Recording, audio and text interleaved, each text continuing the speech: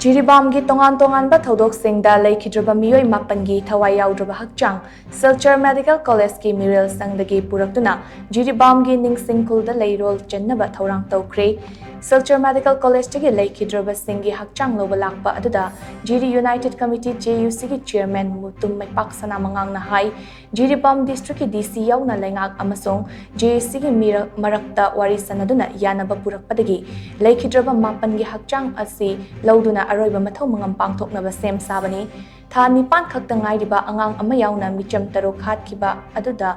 chenaba khudimak center amasong state lengang na faduna logi matung ina chairak pibiyo amaramda nongmaina kaptuna mahiroi ama hatkiba aduda chenariba police personnel adusu chairak pibiyo haiki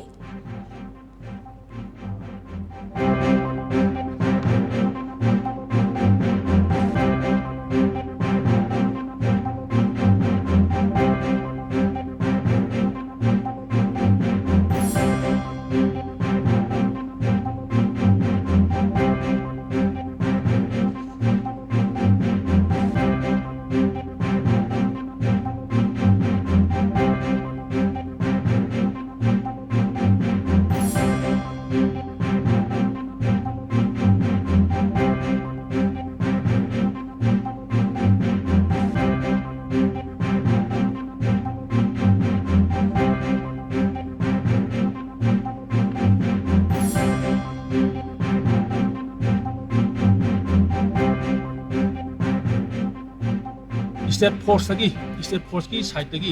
ihau changsaling ai da JOC na 48 hours ki misam miyam singadu hagra matung da madu thadok piru upi angang sindu thadok piru ti da kaida thadok piru haibagi khongjang changsin gi 48 hours manung da ihau haujaba angang ama chhatra ama madu tamthina happy khiba adugumba body adusu ga loina na koi haiba body punna mapan se koi JIRIBAM gi Ningshingkhul gi manakta leiba mafam amada koi Leirol Changani cheri pura matunda asigumba tamthira miha singa se masi makha tana tawdanaba adu chenaramba meoi sing khudima ain de chapchaba thabak lokhat piu haiba wafam si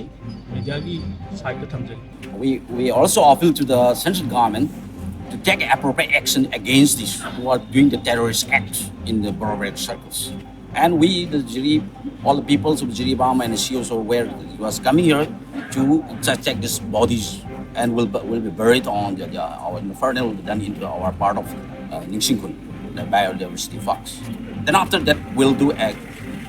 series of agitation will be there. We're election here, so to do a fernal properly in JIRIBAM, and we'll take a step of different type of step so that will hear the dumb ears of the Indian government or the central government or the Manipur government. They have to act something against this.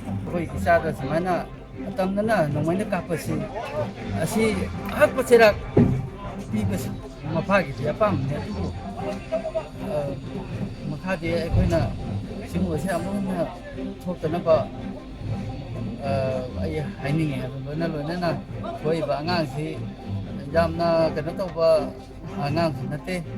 asi mapa koina lagi na koina khangi adana sarkar gi makai de su jengbi phum thopa tawbi phum thopa dum tawbi wa jam sauningi mai macha da thodi kamai tawdu num se